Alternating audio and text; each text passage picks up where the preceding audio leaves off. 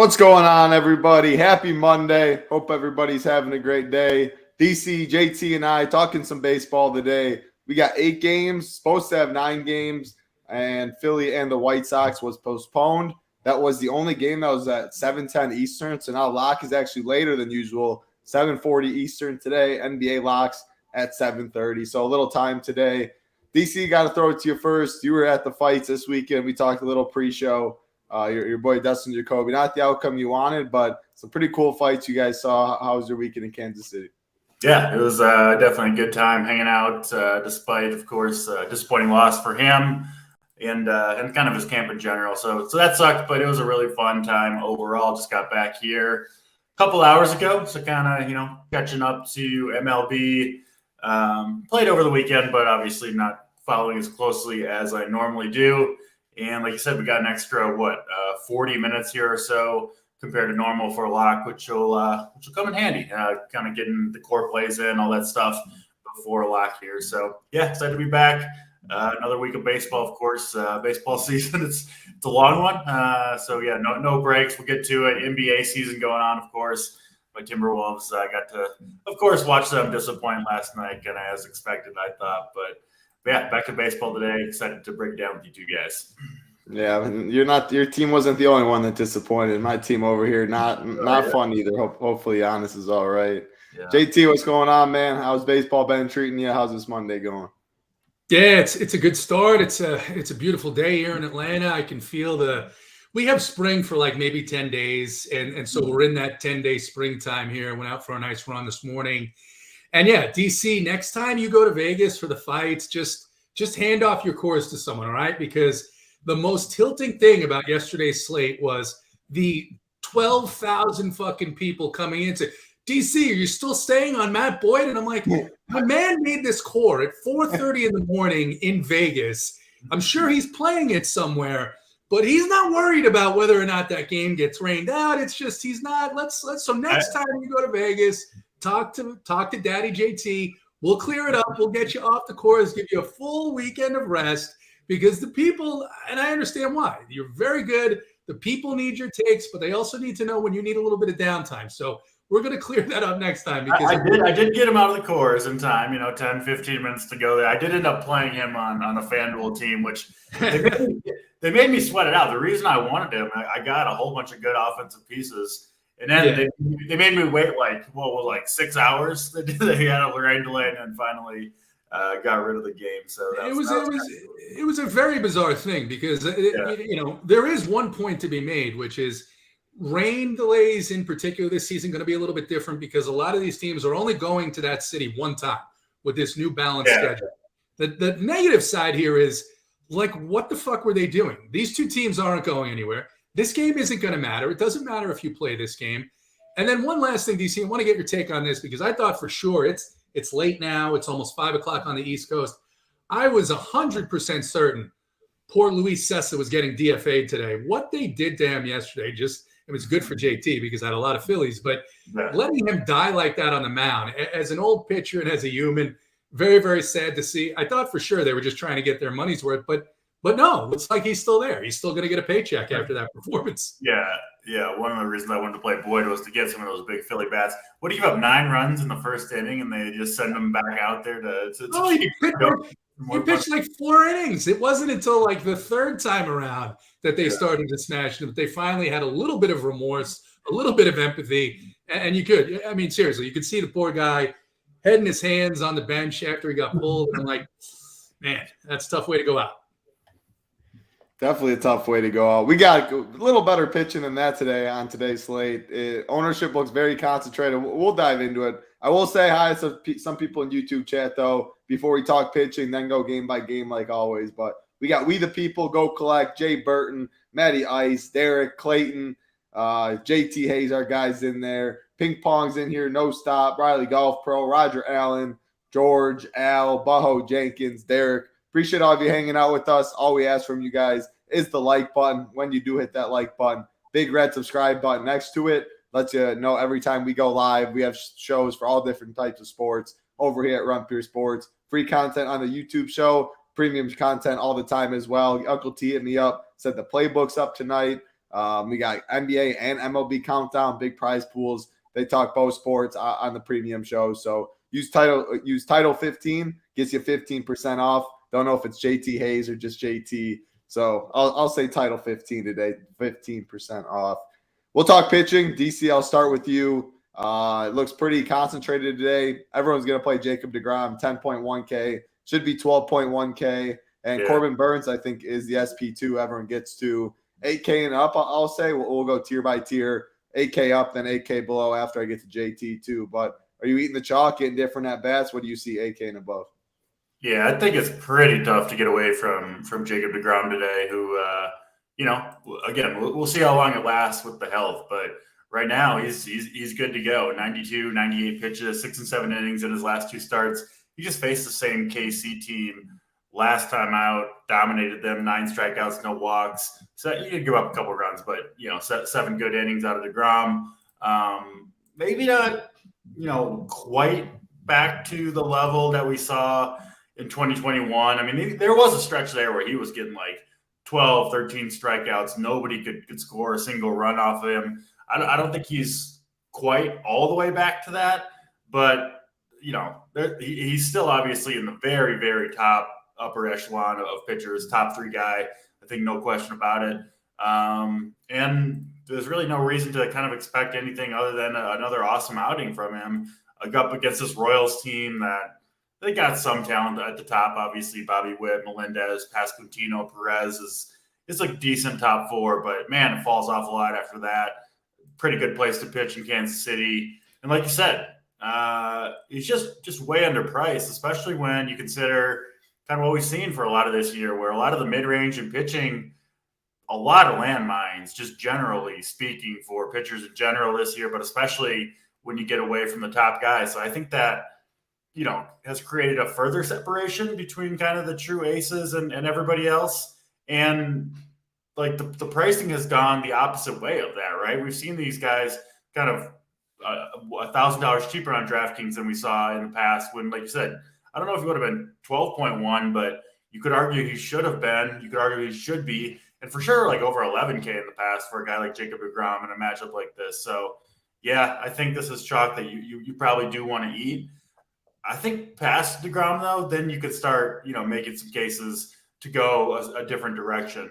Corbin Burns, we had a little bit of concern for him after his first 2 starts. It was hard not to. He looked bad in both those first 2, but then he comes out and just absolutely, just shoves on the Diamondbacks. So I think most likely thing is he's kind of back to his normal self, but certainly more questions for me, at least, with Burns than there is with deGrom.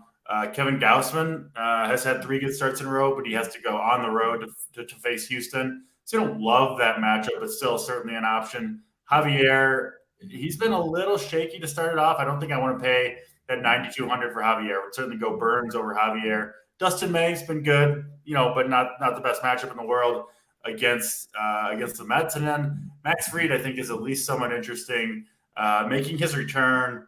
Kind of a surprise return, JT. I was kind of surprised to see yesterday. I think they made the announcement kind of out of nowhere. I thought he would need like a rehab stint. He got hurt on opening day, hurt his hamstring covering first.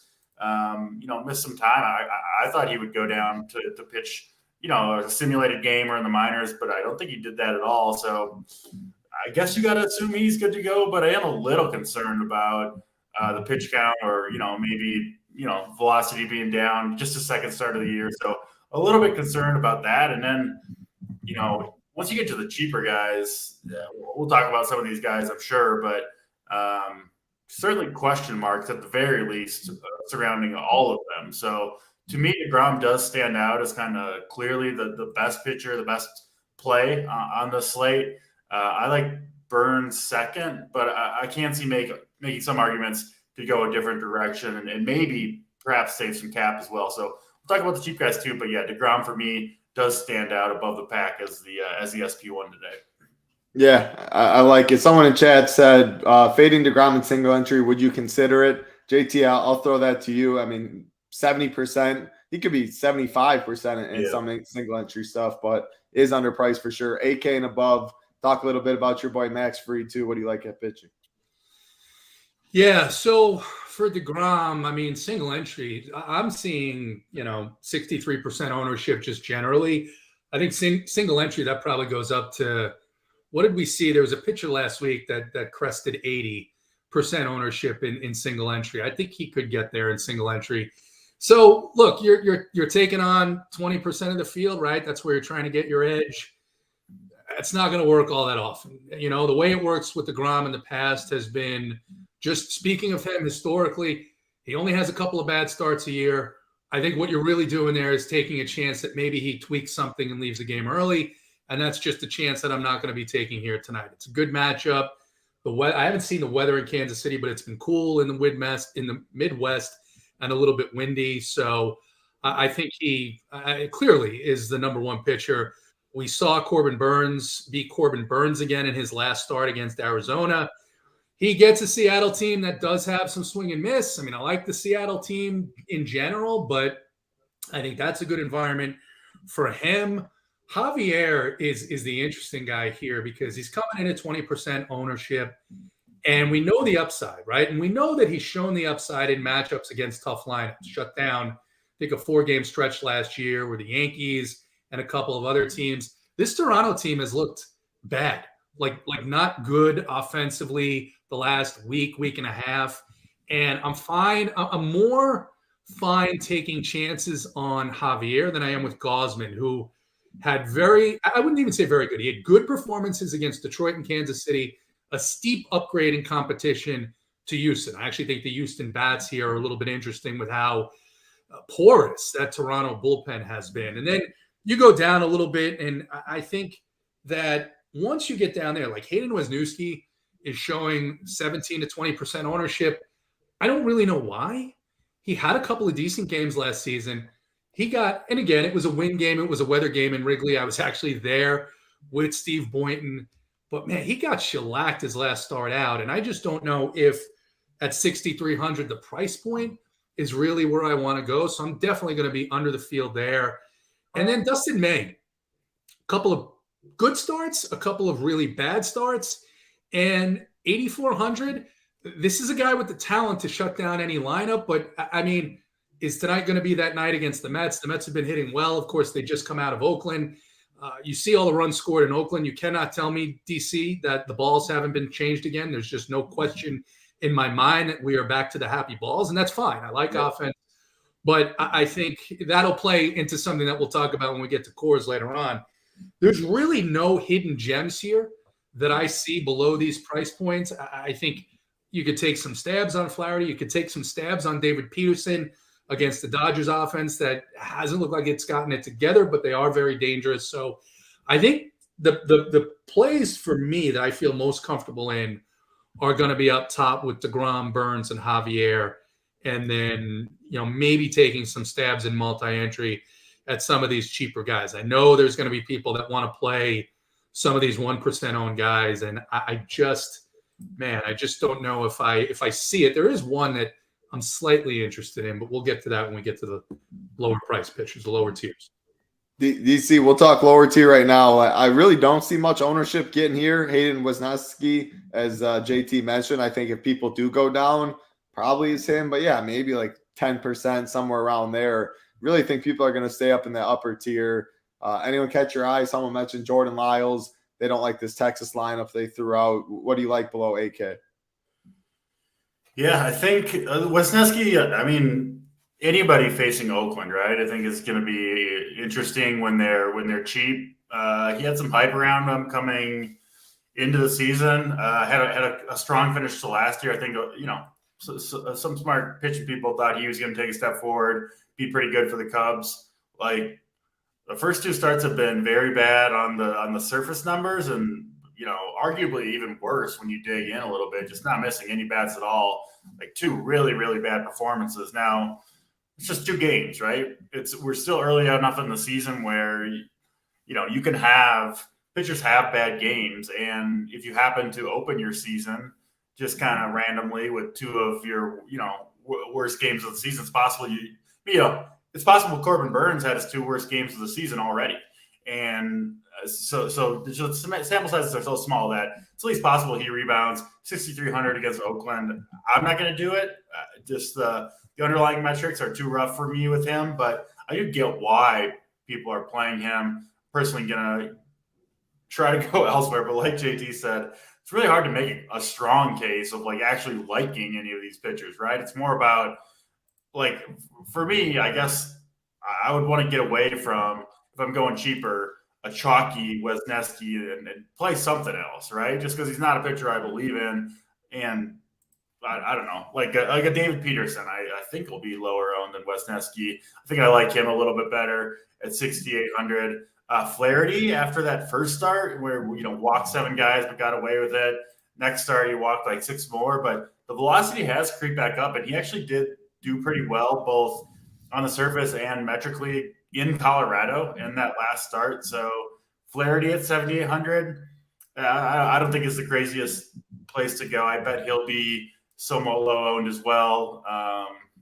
Don't even hate Chris Flexen down there for talking about, kind of true punts that'll be low owned at 5,600. Again, just trying to get away from maybe a popular Wesneski, which I don't think is the way I want to go tonight.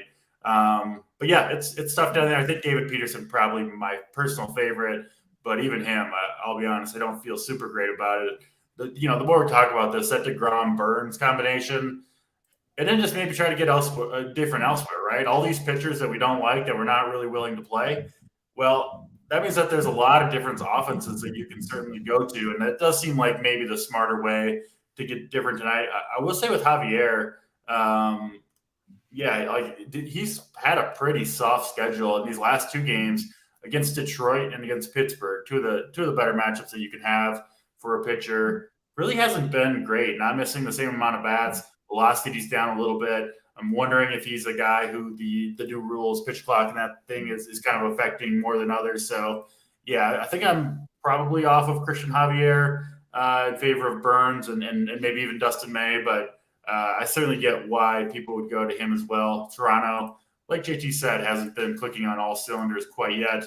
And, neither really have the Dodgers, to be honest. Mookie Betts hasn't done much yet. Freddie Freeman struck out 4 times the other day. So that does kind of have me warming up, I guess, to David Peterson. So, yeah, I think the 3 guys in the end I'm looking at most closely for my own rosters. DeGrom, clearly 1, Burns 2, and then I think Peterson going to be the cheaper guy I take a shot on if I want to get to some of the more expensive hitters in the individual lineup.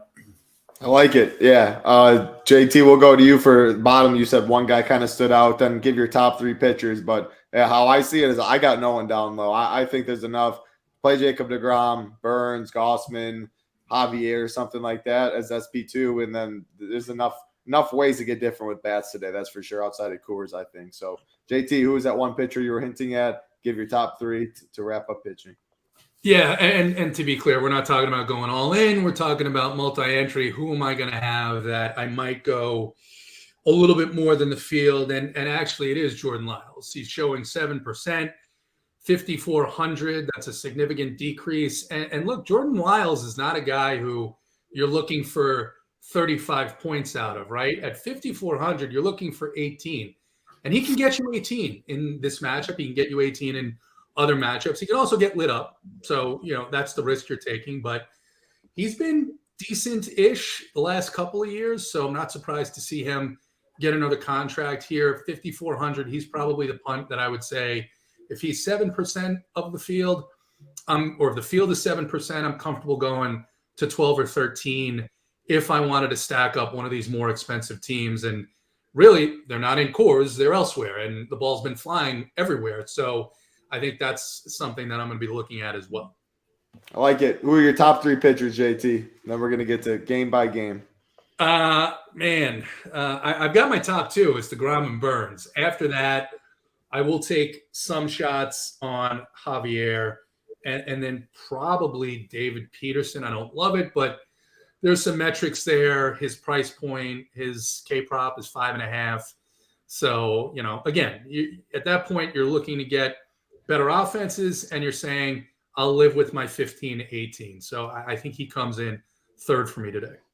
I like it.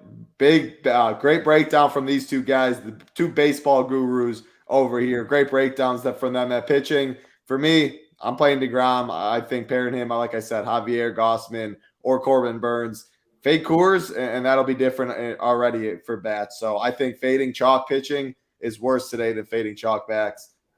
Usually how I gotta I be see honest. it. Did I just? I don't have an earpiece in. Did I hear you say it's a new man, JT? fading Coors? It's a new man, JT. There's the Coors is not the way to go in tournaments. I don't think. We'll keep it rolling though. JT shock. JT, I'm gonna throw it to you in this first game so you can quit doing all that. Texas Rangers, Kansas City Royals, 7.5 total. Jacob deGrom, Jordan Lyles. All you can say is fade and move on because you're playing some Lyles and you're playing deGrom. I mean, I have to because I need to recover from that mission, from that incredible. Yeah, no. Listen, I do. Obviously, I'm not going to have any Royals here.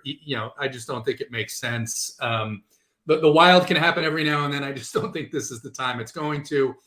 And then I may have a Texas stack or two just because the bullpen beyond Jordan Lyles isn't very good, but I will have some exposure to Lyles and Kansas City is just, Texas just, they don't top where my favorite group of teams is tonight. Same with me. DC, what do you got? You stacking against Lyles? I know you're not stacking against DeGrom. Yeah, nothing against DeGrom. If I was going to choose one hitter, if you are doing the fade route, probably Vinny Pasquantino would be the guy I would use, but I think that's a little bit thin today. The Rangers I think are okay. Bullpen behind them, not great. Texas lineup though, without Corey Singer, just kind of uninspiring to me. I mean, yeah, they got a couple decent bats and Nate Lowe and Marcus Semien, but like Jankowski hitting second, and I don't know. It's not a lineup that I'm in love with. Jordan Lyles, I don't think he's going to rack up strikeouts or anything here, but like JT said, maybe does enough. 5-6 innings, 2-3 runs, something like that. I don't see Texas absolutely erupting against Jordan Lyles, so not my favorite game here, other than of course, Jacob deGrom himself. So yeah, mostly a fade here for me, hitting wise. 3 for 3. Before we get to the next game, we have 400 watching, only 134 likes. As JT says, that is hurtful. Do us a favor, like button, big red subscribe button. I'll say 225. That's a very fair number. We definitely need 225 likes for the plays of the day today. So we appreciate it in advance. Keep it rolling. Next game on the slate, Arizona Diamondbacks, St. Louis Cardinals, 8.5 total. Merrill Kelly, Jack Flaherty on the mound. DC, I'll go to you. Man, it was really hot in the Midwest the past couple of days. Really cooled off. Only 62 now, though. Again, not a game I'm really in love with. This Cardinals lineup is definitely good. Are you picking on Merrill Kelly? And I assume you're not picking on Flaherty. Yeah, I think the Cardinals are at least interesting. Like I said, not quite as hot as it's been, but still, there's not a ton of really great hitting environments on the slate. Of course, other than Coors Field, which does make it stand out even more. So this one is decent. No Paul Goldschmidt in the lineup tonight for the Cardinals is kind of the biggest notable change, which obviously I think, you could kind of make a case two ways oftentimes where it's like, oh, well, now you can get the stack cheaper, right? Because you take out a 6K bat or whatever. I don't really see it that way with the Cardinals. I want Goldschmidt in there if I'm going to them. For the most part, I'll find a way to make it work. And they're not that cheap anyway. So I think they're okay against Merrill Kelly, but Kelly's not a guy that typically, gets absolutely destroyed. He's not going to typically go out there and give up a ton of runs. Usually keeps it somewhat in check. So I do think Kelly will be decent enough here to probably keep the Cardinals away from the winning circle. I do like the two lefties at the top of the lineup, Brendan Donovan, Alec Burleson, and then Nolan Gorman, kind of always a fan favorite here at RPS. Just a ton of power out of that 5-hole. So he's definitely a guy you can use off a one-off the lefty against the right-handed Merrill Kelly. And then, Flaherty, I think, is an interesting play today. Like I said, he has looked much better, especially that last start at Coors Field. So maybe he's finding it a little bit. He still makes me nervous. Don't know exactly what to expect. And don't love picking on this Diamondbacks team. It is an up-and-coming team that I like. But I'll say this. Flaherty's given up like one stolen base in the last 3 or 4 seasons. Now, he did have Yadier Molina behind the plate for most of those starts, obviously, who's one of the best ever at controlling the running game. And it's a different environment now. But still, Flaherty himself really good at preventing base runners, which is Arizona's probably their biggest strength is their team speed. So he does probably negate that somewhat. I think Wilson Contreras catching today is pretty good at controlling the running game too. So I think Flaherty's got a chance to pitch well here. And usually when I go to Arizona, it's hoping that these guys are going to kind of take over on the base paths and rack up double steals. That kind of thing can get you a lot of fantasy points in a hurry. I don't think that's very likely to happen tonight. So that has me, lukewarm at best on the Diamondbacks, not planning to go to a ton there. Definitely like the Cardinals side quite a bit better in this game. Yeah, that's a very good point about Arizona and Flaherty. So good point there. Stevie Boyton, what's up, man? See Stevie in chat. JT, what do you got in this game? Not my favorite, but I will say these stacks are looking like 2 and 3% owned. So if you're multi-entering and playing tournaments, it makes sense to get some exposure to this game just at that ownership, because a lot of the hitting ownership is going to be concentrated, but nothing really. I can't say anything stands out to me here. The speed, DC talked about it, the speed of Arizona. I played quite a bit of Sandy Alcantara yesterday, and he was rolling right along, and then an error. But the speed of this team, as I watched that game yesterday, and this is something that DC talked about before the season, so I'll give him credit for it. The speed of this team can create mistakes from the other defense. So I think it's something to watch for, and I'll have some exposure to each offense, but not overweight on either one. Yeah, that makes sense. 2 to 3% own. It doesn't take many teams to get overweight. If you're not playing Coors, there's only so many options. I feel like that game better than the first game we talked about. But we still have 8 games on this slate. Let's see if we got some other ones we like a little more. Toronto Blue Jays, Houston Astros, Kevin Gausman, Christian Javier on the mound. We got an 8 total. Both teams projected for about 4 runs.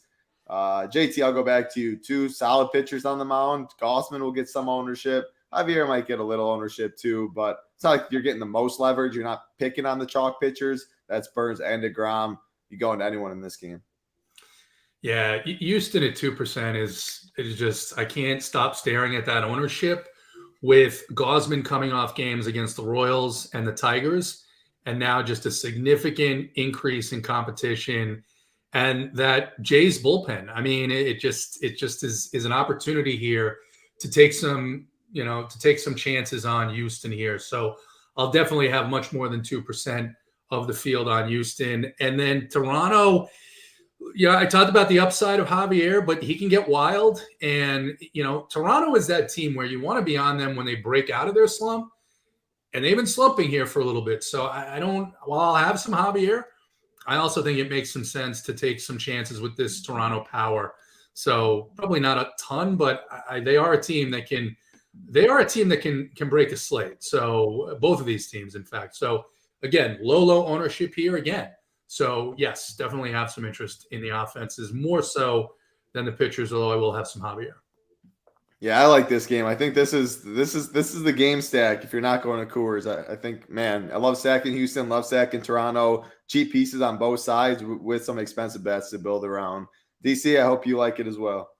Yeah, I think this is a good sneaky one, given how low ownership both these teams are, and still some question marks around both these pitchers. I think Gausman obviously coming off dominant performance, but it was against the Tigers, which we've seen so many pitchers pitch well against them. Obviously, a different story going into Houston, who they're still not holding this team. I don't think will really start clicking on all cylinders until they get Jose Altuve back atop that lineup, but I could see him doing some damage here. I do like going to the studs, even as individual plays. Jordan Alvarez, Kyle Tucker, nobody's going to want to play those guys as one-offs. You don't necessarily have to go to the full stack against Kevin Gausman, but I do think it makes some sense to try to pick off a home run from one of those 2 guys. And Gausman does give up his fair share of home runs. So, yeah, I specifically like the 2 lefties for Houston. If I'm going to the Blue Jays, probably more likely to kind of be a full stack type thing, which is typically how I play them anyway. But I do have some question marks about Javier, how he's going to perform going forward. Like I said, last 2 matchups against Detroit, against Pittsburgh, wasn't particularly impressive in either of those. I think if he kind of pitches like he did against those 2 teams, against this Blue Jays team, they got a chance to do some serious damage. So, of course, with the Blue Jays, as always, it's the top half of the lineup that you're going to go to. especially, you're getting these guys super low owned anyway. So you might as well grab the good guys, right? I don't think they're going to do enough damage against Javier unless it's the top of the lineup that's contributing in a pretty significant way. So, yeah, I think if you're playing a lot of lineups, I would try to get over the weight on what a Blue Jays team is going to be. I assume less than 5% owned overall. Ton of power. And Javier is an extreme fly ball pitcher. So, if he is off his game, like we think maybe he could be, or at least I do, it could be home runs that the Blue Jays hurt him with, which is obviously a main thing that we're chasing in DFS. So, yeah, the Blue Jay side, I think I like a little bit better, although I definitely like, Alvarez, Tucker as well. Yeah, I definitely like this one. I think 3-4% owned, you'll get both teams at. Two great offenses. Questions that you guys have on the pitching. Gausman will get some ownership. Like, it's not like you're stacking against an unknown pitcher completely. Yeah. So little leverage that way. Both pitchers, right? Will have some ownership. Say what? Both pitchers will have some ownership, right? Yeah. Yep. Yeah. After Burns and DeGrom, these guys will get some for sure. So, yep, like that game. We'll keep it rolling. Coors Field. We do have 500 watching, though. We appreciate it if you do hit that like button. Need to get you guys the plays of the day today. 225 is what I said at that. Coors Field, Pittsburgh Pirates, Colorado Rockies, 11.5 total. Rich Hill, Kyle Freeland on the mound. DC, I can't go to you because Kyle Freeland is somehow every single time we're on a show, this dude somehow is pitching. I do not get it. Pitches every other day, it seems like. JT, DC doesn't know about Kyle Freeland. Tell him about Kyle Freeland. Are we sacking against him? Are we not today? What are you doing on the other side? It's magical. He's like the Spurs of Major League Baseball, right? I think the Spurs played 700 games this season, but he's a magician. I mean, I don't know what else to say about Kyle Freeland. I remember this was a Sunday slate like 3 years ago, and he was playing the Pirates at home, full stack the Pirates, 7 ways to Sunday. I don't know how much money, and he hit a goddamn no hitter going into the 8th inning. So it's been traumatic trying to stack against Kyle Freeland because his bad games seem to take place either against the Dodgers or on the road. He's not on the road. He's not playing against the Dodgers. I was interested to see what happened with this Pirates team once O'Neal Cruz went down, and there's been a little bit of a letdown here. Obviously, you take a player of that magnitude out of the lineup. Started off well yesterday, but slowed down in the end. And so at 20, both these offenses, 22% ownership as a stack for the Pirates, 21 and probably more than that for the Rockies. I think I prefer the Rockies more just because Rich Hill, I mean, he's just not good anymore. But this Rockies team isn't very good. And I looked at his history in Coors, which I think is somewhat important for pitchers, right? It's important to determine, does their stuff play decently or do they just get lit up every time? And you could see that pretty clearly. Rich Hill's stuff plays decently, but if I have one of these, and I'll be under the field on this, I just, Title is right. It's a completely different narrative from him this year compared to the last 3 years that we've been working together, 2 years. But you're playing cash, you want to play Coors. You're playing tournaments, you want to win. Generally, the way is to either get way overweight. Every team in your pool has to be one of those stacks or way underweight. And I'll be way underweight on both these teams, and particularly underweight on the Pirates. Freeland's a good real-life pitcher. I have no interest in playing him at 7,100. I don't think you need to do that. He's looking like 1% owned. There's no reason to try and get over the field, get even with the field, doesn't matter. But I just do not love the Pirates here in this spot. I like it, JT. 2 for 2. DC, it's Coors. Are you going against Freeland? Are you not? What are you doing in this game? I feel like I'm in a no-win situation with Freeland pitching in Coors Field. You're like, yeah, I get owned by him once more, and Big T comes chirping at me on Twitter for trying to say Uncle T saying 3-0, Big T. Yeah, but if I don't play the Pirates and they do go off, how stupid am I going to feel at that point? So yeah, I'm stuck between a rock and a hard place here with Freeland and Coors. Should have taken one more day off and come back tomorrow when Kyle Freeland still probably would have pitched. Yeah, he's still pitching. He would have been back out there. We're just waiting to own my ass once more. So, yeah, I guess I will have some exposure to the Pirates, I think. I like the Rockies side better, though. I know Rich Hill has been, okay in Coors over the course of his career. That's 5 total games for a guy that has it's like 43 years old. So I'm not buying too much into like the career numbers for Hill. I will say he's like a 2-pitch pitcher. One of his pitches is that huge looping slow curveball that is going to flatten out and probably not play very well in Coors Field in general. And then his other pitch is like a fastball that he gets a lot of ride with, and that straightens out too. The pitches don't move as much in Coors Field. He does profile, to me at least, like a pitcher who should be even more affected by the elements in Coors Field than your average pitcher. So, yeah, that does have me pretty excited about the Rockies. And I don't know, this lineup, it's been okay. I think it's, specifically pretty decent against lefties, at least for right now. Obviously much better when they're at home. So, yeah, I do like the Rocky side of this one. Bryant, CJ Cron, Elias Diaz, their catcher, off to a good start. So I think you can go to these Rockies bats. It is a side that I prefer tonight, which probably means Kyle Freeland finally comes crashing back to earth, and it's Pirates stacks that ship all the money. Yeah, probably. That's how it goes. I love when we start out this and I say, look, I looked at Rich Hill's history in Coors, and this is what he's done, and he's been fine in DC. It's like he should absolutely suck in Coors. But he has it. He has it. I mean, he could tonight. There's no question that he could tonight. It's just you're gonna be splitting with your friends if that's the case. Yeah, totally. Yeah, that's the route that I the game theory route I agree with.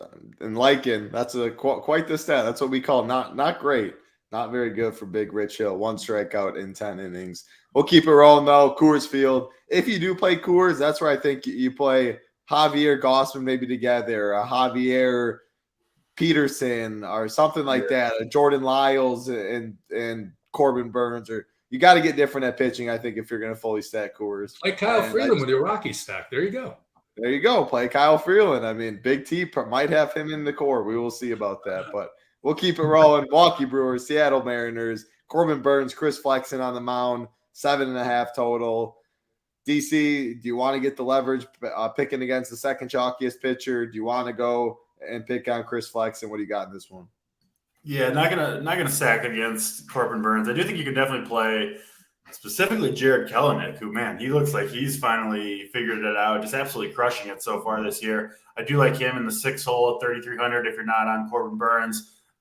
Cal Raleigh, I think, is a decent spot at catcher too. Obviously trying to get the home run ball there, or even some speed in Kelenic's case against Burns. I do like those 2 plays in particular, but I'm not going with the full stack here. And honestly, my plan on my main team is to have Burns and DeGrom together. So obviously wouldn't play any Mariners against him on that particular team. Pretty short and sweet with the Mariners there. Flexing against the Brewers, I think, is one where maybe you could go either way. I don't think he's the worst pitcher in the world, but certainly performed like it in his last start out there. I think that was one of the Wrigley win games where it was like 22 miles per hour wind straight out, and it just fell apart, I think, from the very get-go against Chris Flexen. I don't know. I tend to kind of give pitchers a little bit of a pass in those types of games. So Flexen, I wouldn't be surprised to see him rebound in this game. This Brewers team, I think they started off the year pretty hot, but have cooled off, I think, somewhat over the last week or so. There are strikeouts to be had against this team, no question about it. And pitching in Seattle is still a pretty good place to pitch. So I think I'm actually more interested in playing Flexen at 5,600 than I am in a Brewer stack. I'm not sure I'll get there in the end, but like I said, if you're trying to get cheap or trying to get different at pitcher, you're going to be uncomfortable doing so. There's just not that many options that you're like, this is definitely going to work. There's just no way you could, come out and really say that with a straight face, I don't think. So Flexen is one of the guys that I'm willing to take a chance on at SP2. Would probably pair him up most likely with DeGrom if I did go there. Yeah, it makes some sense. I don't love bats in this game, JT. Do you love any bats in this game? No, DC's right, and I've used up my quota of saying DC's right, so you won't hear it again today. But that last game that Flexen pitched against the Cubs, it was him versus Wisniewski, and it was the win game, and it was a beautiful game. There were 23 runs scored, not for either pitcher, but Flexen, another one, $1,500, something like that price drop on DraftKings. He's just 5,600. No one's going to play him. It's very easy to get a couple of shares. I'll definitely have a couple of shares because there are some strikeouts in this Brewers lineup. It's going to be below 50 degrees. in Seattle. And yeah, I don't think I'm going to be playing many bats in this game because I do like Burns, and I will have a few shares.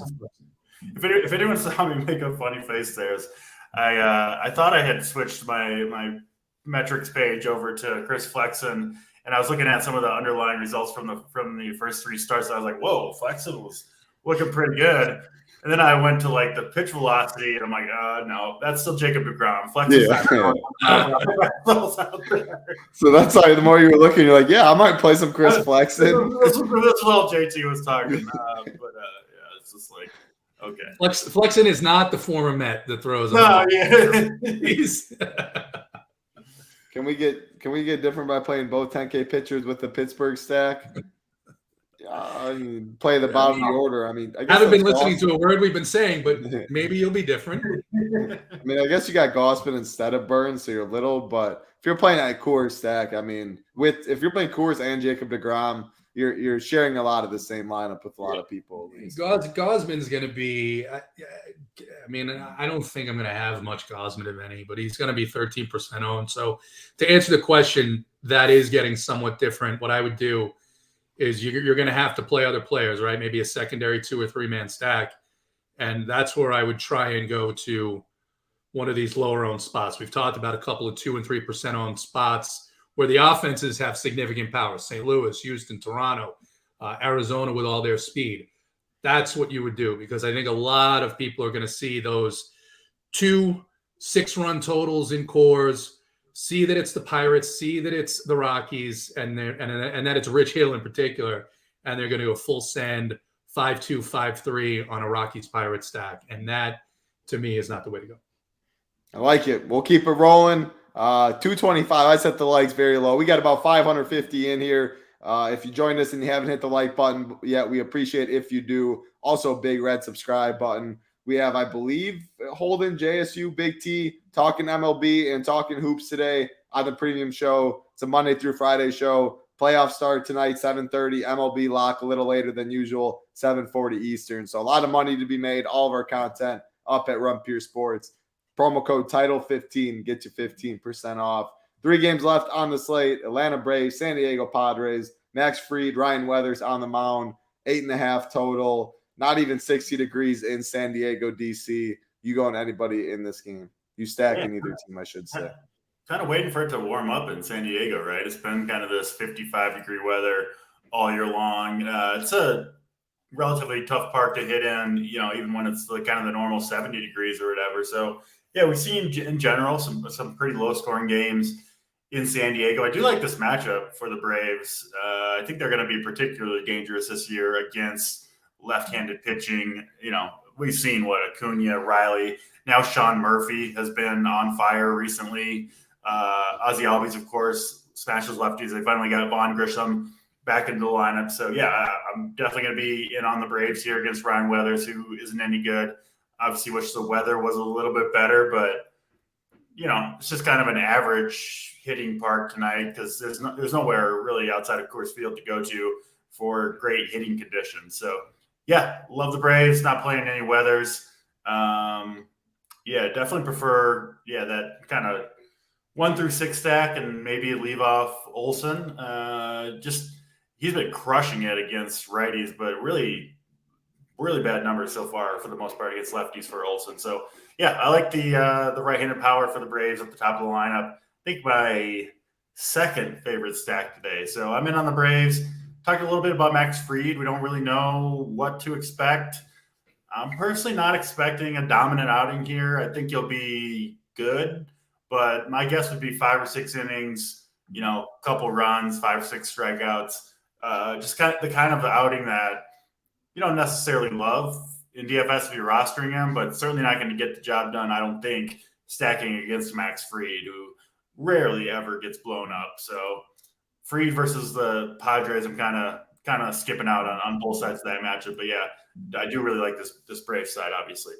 Yeah, man, I wish it was warmer there because I still think Coors would get the ownership, and I don't like Weathers either. So, JT, are you scared about the weather at all, or is it a stack up the Braves spot?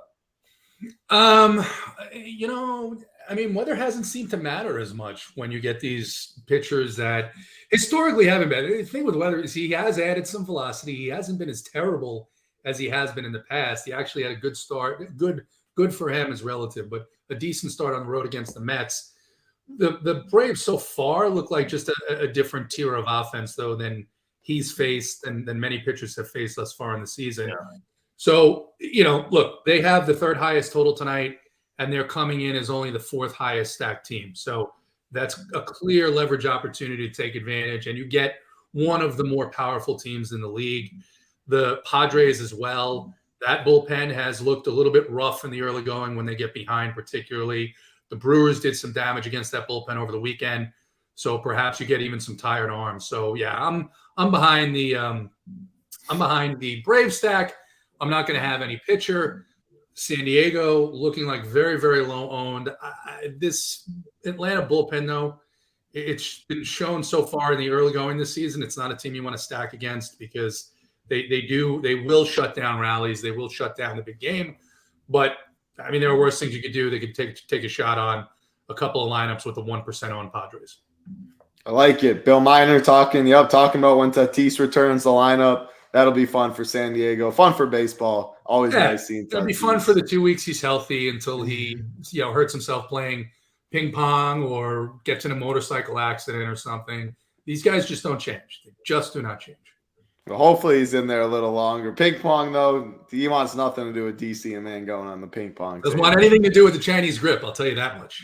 No, he does not. We'll keep it rolling. We got 2 games left. I'm with you guys. I like the Braves too, though. I wish it was warmer. It's really not warm in too many places, though, on this slate. So I'll stack it against Ryan Weathers. Take your guaranteed 9th inning at bat as well. 2 games left, 225 the likes. Chicago Cubs, Oakland Athletics, Hayden Wesneski, and Kyle Mueller on the mound. I didn't pronounce his name right, though, but I know I'm not playing Oakland. Are you playing any Cubs, JT? The Cubs here are another team that one of the interesting things to see has been how they're taking advantage of the speed guys in their offense. So interesting there. Like I said, I mean, you know that something's up with the balls when there's 20 runs being scored multiple times in the Oakland Coliseum in the first 2.5 weeks of the season. So I don't think it's a spot to avoid on the Cubs side. I think you can take shots, mini stacks probably more so. For me, this Oakland team, they're in a perennial rebuild, and this looks like one of the really down years of that rebuild. There is some offensive talent here and speed as well. The top of that lineup, Estuary Ruiz, who we talked about prior to the season, he's done everything that we expected and wanted him to do and more. He's stealing every time he gets on. He's actually got a hard hit percentage that's a lot higher than a lot of people expected. So I do think both sides here, there are bats you can pick out for cheap if you're going just to get a little bit unique and leverage opportunities. But they will not be primary stacks for me. Brent Rooker's been a hero, too, for a couple games to start this year. There's some A's bats. It's not the daytime A's, though. The daytime A's. I think Stevie always talks about that. It's when they come through. Fortunately, we're not in the daytime, DC, so I don't think I'm playing any A's. Are you? And any Cubs? Yeah, don't love the A's. But I do love the Cubs here, who are my favorite stack tonight.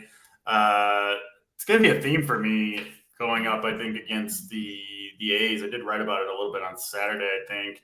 Their bullpen is just horrendous. This is a team that's, like, clearly just not even trying to win. I think they're basically trying to force their way out of Oakland by putting a product on the field that's so bad that no fans show up, that eventually they get to move to another city. I honestly think that's what they're doing. That's what the ownership's plan is. If you look at the numbers on bullpen so far, the A's, like the simplest stat that I like to use that's kind of predictive of how a team's doing, strikeout minus walk rate for the relievers.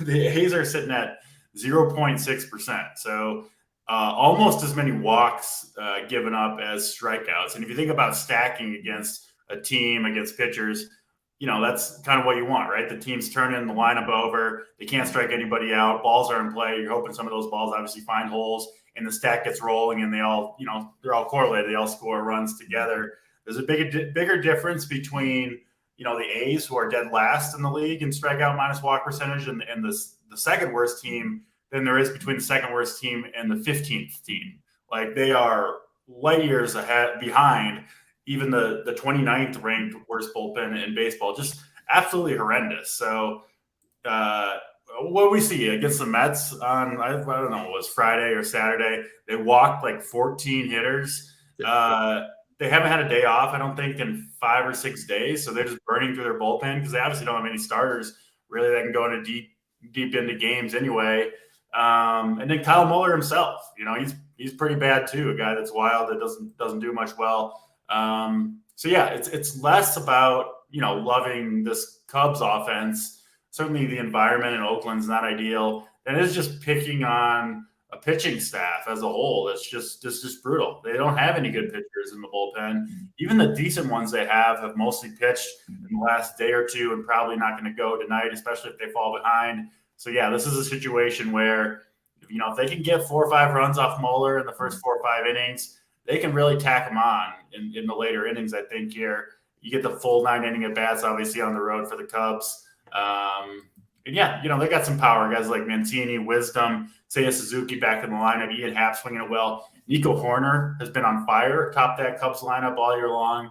So I do kind of like these bats a little bit too. And then obviously, the big issue here is the bullpen for the A's. So yeah, Cubs, I think they'll go a little bit under the radar. They don't have the highest team total or anything like that. People don't like to stack in Oakland. I get all that stuff. But yeah, for all the reasons I just laid out, I think the Cubs have some real upside as a stack. I like them much better as a stack than I do kind of as one-offs because, it's going to be tough to hit a bunch of home runs in Oakland. It always is. But if you're walking dudes, you can't strike anybody out. That's where in a stack can really get going. Get 5 or 6 at bats per lineup spot, something like that.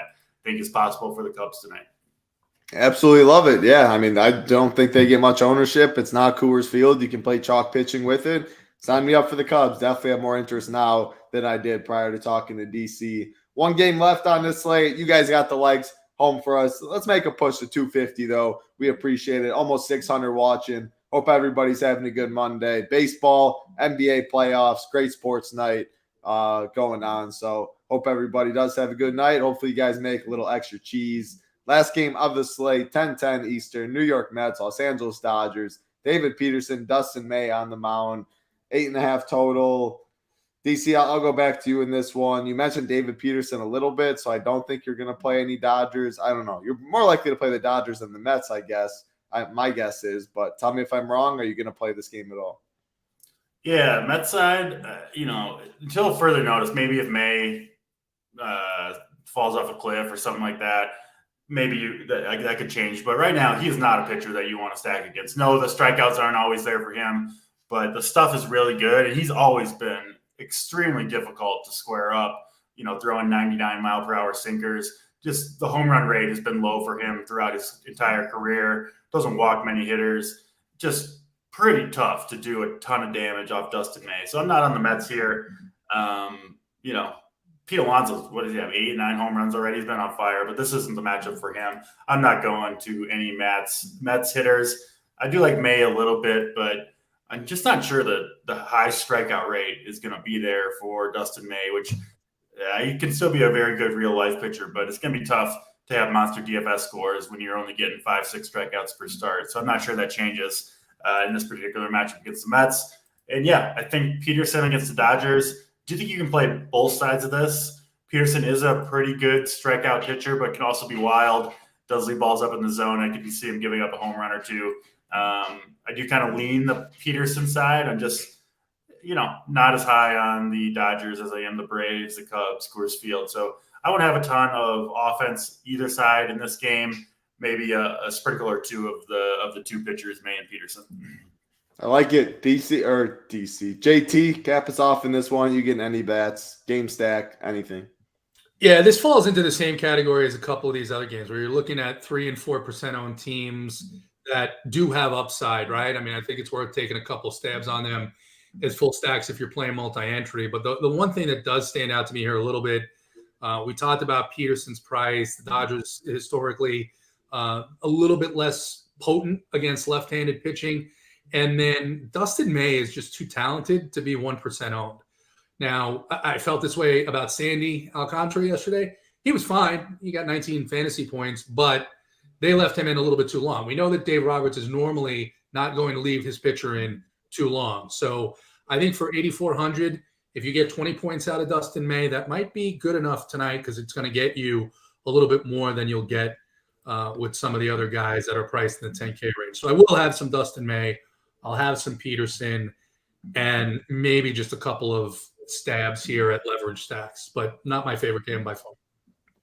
I like it. We're going to talk stacks. We're going to get you the plays of the day. We'll get on out of here. Again, baseball and basketball lock in very close to get today, 7:40 Eastern. Baseball, 7:30 Eastern for basketball. My favorite stacks, I'm going to go Atlanta number 1, and I'm going to go that Toronto-Houston game stack. Is a very low-owned stack there. I like Atlanta. Of course, Coors Field is going to get where all the ownership is. Give me pitching, chalk pitching over chalk hitting today.